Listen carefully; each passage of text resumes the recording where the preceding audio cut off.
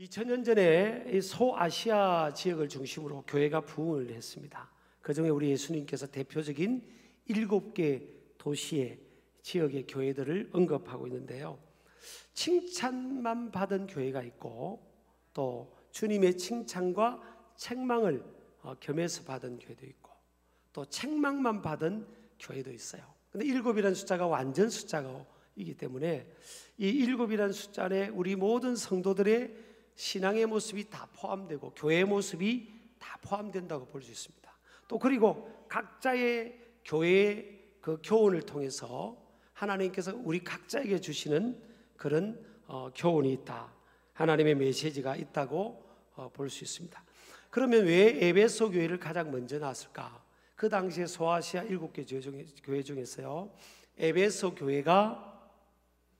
지역이 가장 큰 도시고 또 소아시아의 수도는 버가모라고 상징적으로 되어 있지만 정치, 경제, 문화, 상업 이런 데 있어서 종교까지도요 가장 중심되는 실질적인 수도 역할을 했던 곳이 에베소입니다.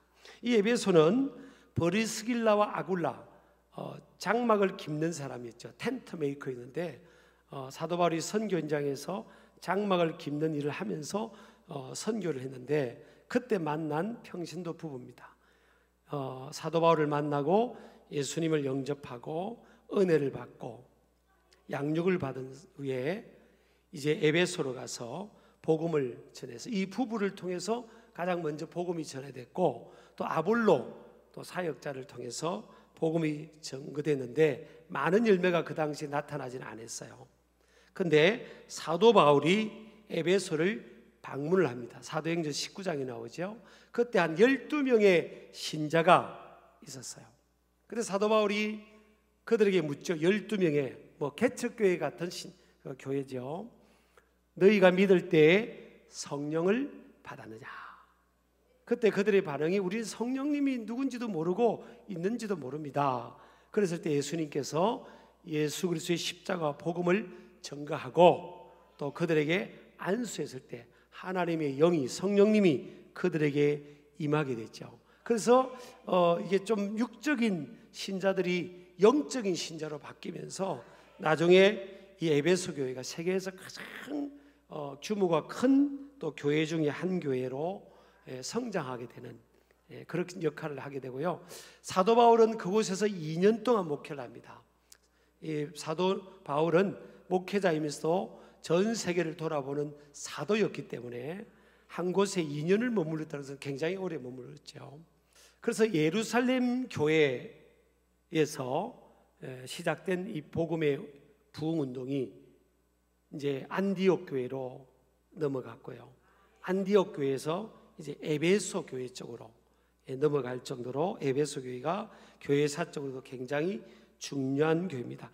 그래서 우리 예수님께서 이 에베소 교회를 7교회를 평가하면서 첫 번째 에베소 교회를 평가하는데 똑같이 반복되는 구절이 있어요. 반복되는 표현이 있어요. 그게 뭔가 하면요, 귀 있는 자는 성령이 교회들에게 하시는 말씀을 들을지어다 그래요. 이게요 7교회 전부에게 말씀합니다. 그럼 우리가 의아해 할 수 있죠. 오늘도 보니까 이 7절에 그렇게 되어 있잖아요. 우리 의아할 수 있는 겁니다. 우리 하나님께서 우리를 만드실 때 이렇게 귀를 다 만들어 주셨는데 왜 귀 있는 자라고 그랬을까? 다 귀 있는 거 다 아실 텐데, 근데 여러분 이 생물학적 귀는 있는데요, 주님의 음성을, 하나님의 말씀을 들을 수 있는 이 듣는 귀가 있는 사람도 있고 없는 사람도 있다는 거예요.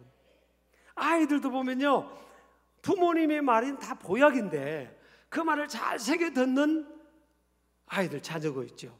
제자들도 마찬가지입니다. 학교의 아이들을 가르치는 선생님들 입장에서 저 선생님이 하는 말을 잘 이 귀에 쏙쏙 듣는 학생들이 있고, 선생님은 말하세요, 나는 그냥 알아서 하겠어요, 그런 또 학생들이 있는 거예요. 그래서 이 주님께서 7교회를 말씀하시면서 계속 반복하는 게 뭐예요? 귀 있는 자는 성령이 교회들에게 하시는 말씀을 들을지어다. 그래서 하나님의 말씀을 통해서 7교회를 평가한 것처럼요, 저와 여러분도 7주 동안에 이 말씀 앞에 우리가 평가를 받아야 됩니다. 사람이 우리를 평가한다면 기분 나쁘지만 주님의 평가는 완벽하게 정확합니다. 그래서 그분의 말씀 앞에서요, 우리가 적나라하게 벗겨지면서 내가 이게 좋고 이게 부족한 부분이구나, 이런 것들을 우리가 돌아보는 모습 되기를 축복합니다. 자, 그래서 이 에베소 교회가요, 받은 칭찬이 이게 이렇게 간추리면 한 4가지가 됩니다. 첫 번째는 2절 3절에 나오는데요, 수고했답니다. 수고. 주님이 알아주는 이 칭찬이, 내가 내 행위와 수고와 내 인내를 알고 또 악한 자들을 용납하지 아니한 것과 자칭 사도라 되 아닌 자들을 시험하여 그의 거짓된 것을 내가 드러낸 것과 또 내가 참고 내 이름을 위하여 견디고 게으르지 아니한 것을 아노라. 주님이 알아주는 이 칭찬받을 만한 좋은 점이 있다는 거예요. 여러분, 사람이 몰라줘도요, 주님이 다 아세요. 우리가 어떤 데 시험 들 때 있잖아요. 교회 생활이든 가정 생활이든 사회 생활하다 보면 왜 시험 들죠? 왜 마음이 상하죠? 나를 못 알아주는 겁니다. 어떤 경우는요, 내가 다 했는데 직장 사회생활 하다 보면 지가 한 것처럼 그렇게 딱 낚아채는 사람도 있습니다. 지가 다 한 것처럼 그런 사람이 있어요. 그런 사람, 그죠? 그럼요, 너무 시험 들지 마세요. 주님이 다 안다잖아요. 사람이 다 알고 다 영광 받으면 천국 가면 상급이 적을지도 몰라요. 근데 주님이 다 아신다잖아요. 믿으시기 바랍니다. 근데 이 에베소 교회는요, 첫 번째는 뭘 안다는 거예요? 수고. 네가 수고하는 걸 안다는 겁니다. 수고라는 단어가 헬라어로 코폰인데, 이게 고통스러운 노동을 동반한 최선의 삶이란 겁니다. 여러분, 우리 안에서도 보면요, 또 우리가 세상 살아가면서 어떤 분들 보면 참 최선을 다해 사는 분들 있잖아요. 어렵고 힘들 때도 참 열심히 사는 분들이 있어요. 그게 여러분 오늘 코폰입니다. 코폰. 그러니까 에베소 교회 성도들이요, 그렇게 열심히 산 겁니다. 또 인내, 네 인내를 한다 그랬잖아요. 인내에 해당하는 헬라가 히포모노인데, 여러분, 어렵고 힘든 일 만나면 이 2가지 양상이에요. 어떤 사람은 심력이 약한 사람은 흔들려 버립니다. 흔들려 버려요. 그 자리를 못 지키고 그냥 흔들려 버립니다. 힘든 상황을 만나면. 근데 인내라는 단어는요, 휘포메네라는 단어인데 아래에 머물다 얘기입니다. 자기 자리를 지키는 겁니다. 참고 지키는 겁니다. 가정생활이 힘들어도 어떤 사람은 다 참고 지키고요. 또 사회생활도 힘든 얼마나 많습니까? 참고 지키고. 교회생활도 마찬가지입니다. 교회가 천사들이 모인 곳인가요? 다 죄인들이 주님의 용서를 받고 위로가 필요하고 다 모인 우리잖아요. 그러니까 참는 사람이 있어요.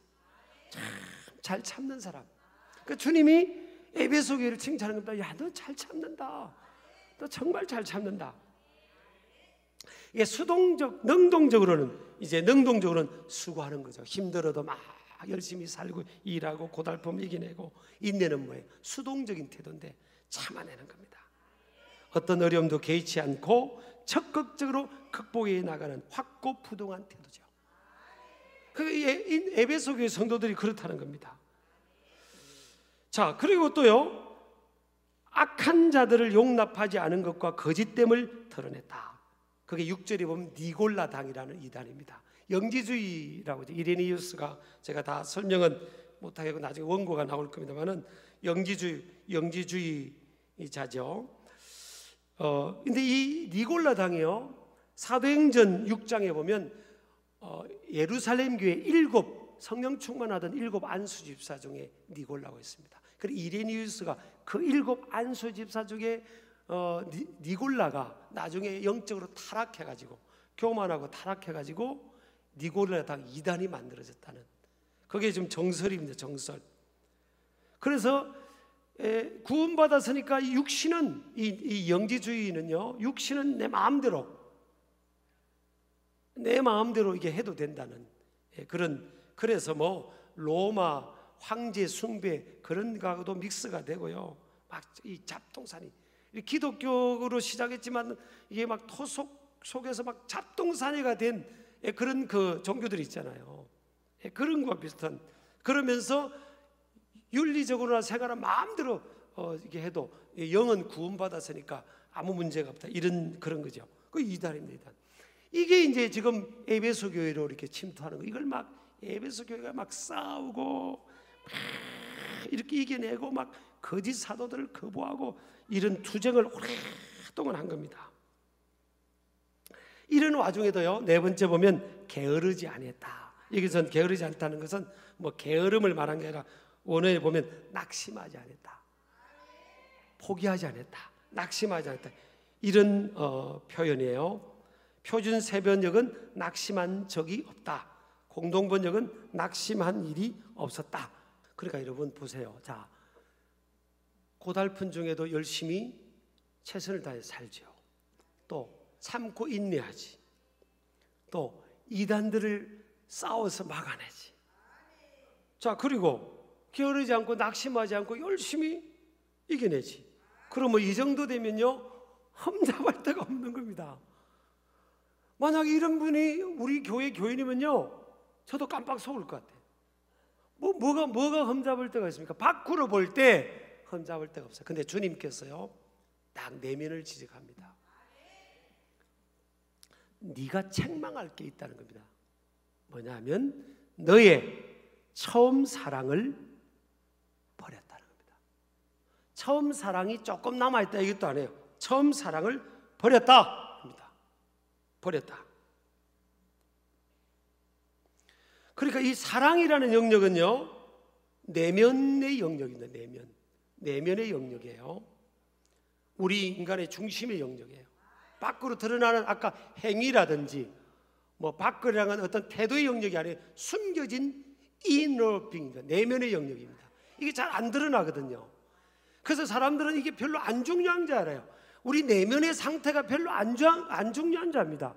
왜냐하면 이 세상은 그렇게 능동적, 뭐 행위 중심적, 결과 중심적인 그런 것들이 일반화되어 있는 그런 상황이기 때문에 내면이 별로 안 중요하게 생각합니다. 그런데 주님은요, 내면을 더 중요하게 생각합니다. 사무엘상 16장에도 보면 사울 왕의 뒤를 이어서 후계자를 주님이 사무엘 선지자를 보내서 이 다윗의 아버지 집 이새의 집에 보내서 왕을 선택할 때도 주님이 뭐를 했습니까? 나는 사람은 외모를 보지만 나는 중심을 본다. 이 중심이 내면이에요, 내면. 근데 사람은 뭘 본다고요? 외모를 본다. 내가 우리 청년들한테 그런데, 결혼 안 한 청년들한테 절대 얼굴 보지 마라. 아멘 하는데 얼굴 봐요. 그러다가 큰 코 다친다.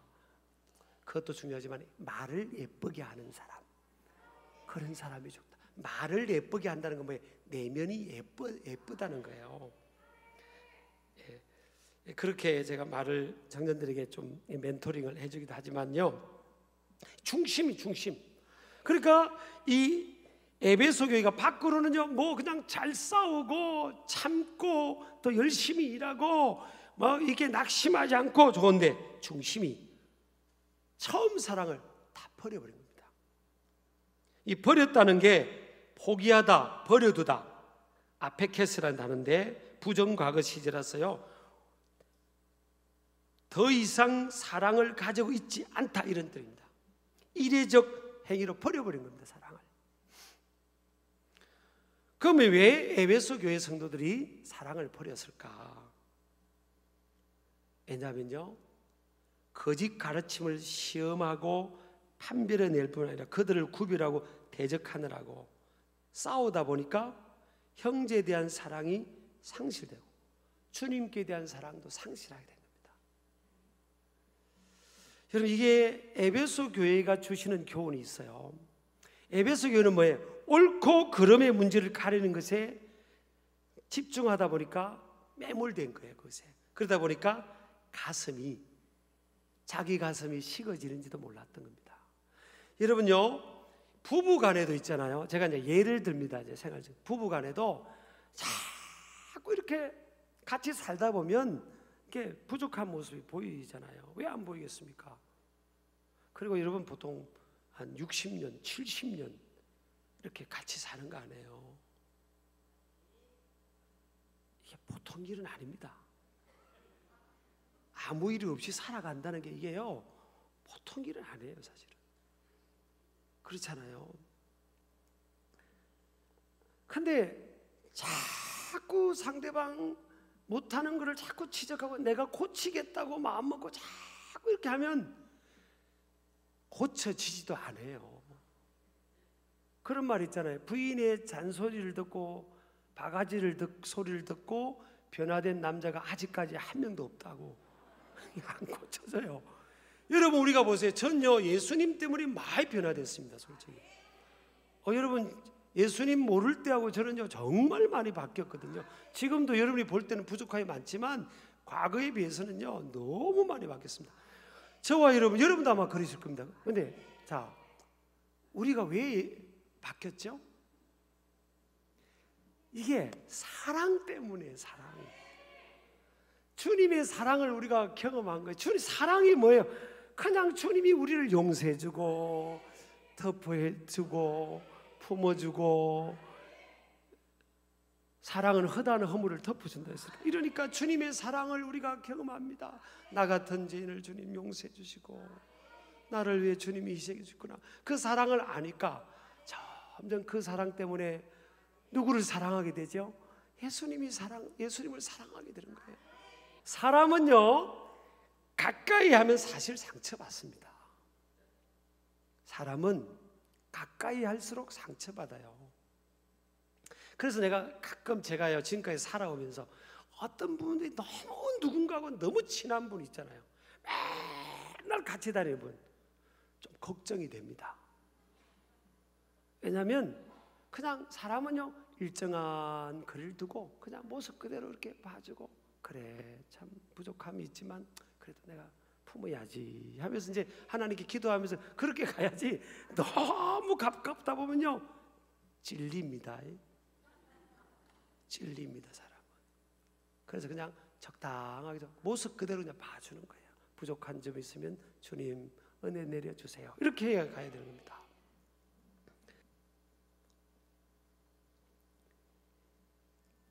저와 여러분이요 그릇이 그렇게 크지 않아요. 로마서 12장에 보면요 믿음의 분량대로 지혜롭게 생각하라 그런 말씀이 있어요. 이 분량이 있어요. 분량. 내 분량이 있다고요. 사실 저와 여러분의 분량이 엄청나게 크지 않습니다. 그러니까 내가 소화가 될 만큼만 싸워야 되는 겁니다. 세상에 문제가 있어도 내가 소화가 될 만큼만 싸워야지. 제가 어떤 나보다 나이가 적은 인생의 후배인데 이 친구가 막 의협심을 가지고, 주님 사랑하던 친구인데 의협심을 가지고 막 아들이 막 그냥 막 세상에 나가서 앞장서서 데모하고 막 그러더니, 데모가 뭐 어떤 때는 필요할 때는 뭐 이렇게 뭐 폭력을 안 쓰는 데모가 필요하기도 하죠. 뭐 그건 뭐 의사 표현이니까. 근데 그러더니 주님 떠나버리더라고요. 오늘 에베소 교회가 그런 겁니다. 막 싸우고 밖에 문제를 막 자기가 막 해결하고 하다가 가슴이 식어지고 있는데, 진짜 중요한 이 가슴이 식어진 겁니다. 사랑을 잃어버린 겁니다. 하나님을 향한 사랑, 영혼을 향한 사랑을 잃어 가슴이 없이 생활한 거예요. 그래도요 신앙생활 해볼 때는 잘하는 것처럼 보입니다. 오늘날 여러분, 제가 어떤 특정한 누구를 말하는 게 아니에요. 어쩌면 제가 그럴 수도 있고요. 그냥 신앙생활 잘 하고 있는 겁니다. 교회 공예배 때 오고 또 예배도 드리고 음생활도 하고, 그렇게 또 뭐 이렇게 봉사도 하고. 그런데 우리가 처음 사랑을 잃어버리고 살아가는 사람은 없는가? 그래서 여러분, 불법이 성하면 사랑이 식어진다 그런 말이 있잖아요. 마태복음 24장 12절에요. 세상의 불법에 막 받아보면요 진짜 사랑이 식는다. 어떻게 세상이 저 사람이 저럴 수 있고, 어떻게 저 세상이 이 사회 부조리가 어떻게 그럴까? 그러면서 이게 이 사랑이 막 사랑하는 마음이 식어지는 거예요. 그건 사실이에요. 성경이 그렇게 되어 있으니까. 그러나 불법을요 세상을 내가 바꾸려면, 내 주위를, 내 가정을 바꾸려면요, 자 예를 들어서 부모 입장에서 자녀를 바꾸려면 무섭게 엎드려야 됩니다. 먼저 내 속에 있는 들보를 빼야 됩니다. 부부간에도 마찬가지고, 누군가의 어떤 문제를, 그게 제도든 어떤 문제를 내가 바꾸려고 하면요, 성경에서 네 속에 있는 들보를 빼라는 겁니다. 그래야 다른 사람 눈에 있는 티를 뺄 수 있다. 그런데 내 속에 있는 들보는 그대로 두면서 남 속에 있는 티만 쫙 보고 그러다 보면 이게 가슴의 사랑, 진정 내면이, 이 가슴이 식어진다는 거예요. 오늘날 이번 한국교회도 보면, 제가 한국교회를 너를 입장에서 뭐 되지만 이념 문제에 있어서 너무 말려버린 겁니다. 또 분위기가 이상해지는 것 같은데, 그래서요, 해야죠. 싸울 건 싸워야죠. 저도 뭐 말든 툭툭 이야기하죠. 그러나 싸운다고 할 때는 그 이상으로 엎드려야 됩니다. 그 이상으로 눈물을 흘려야 됩니다. 그래야 내 가슴이 식어지지 않게 되는 거예요. 자, 내가 우리 남편 고쳐야 되겠다.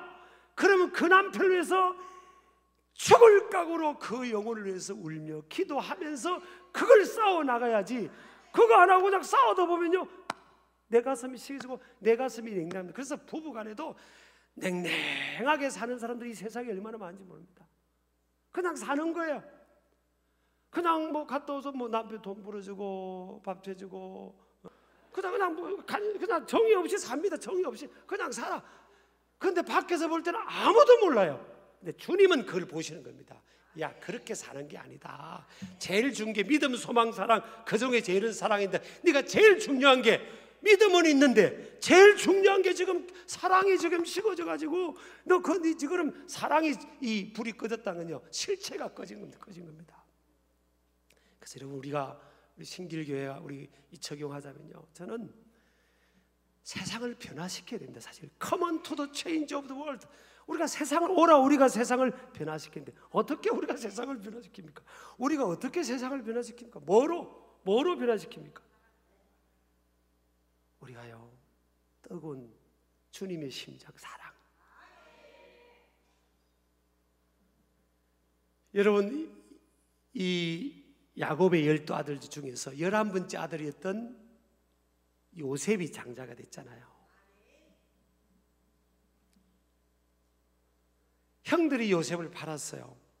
그래서 형들 때문에 요셉은요, 20몇 년을 형들 만나기 전까지는 머슴살이, 감옥살이 하면서 고생합니다. 그러다가 형을 만납니다. 20몇 년 만에 자기를 판 형을 만납니다. 형들을, 10명의 형들을 만납니다. 근데 요셉이 창세기 45장에 보니까 용서합니다.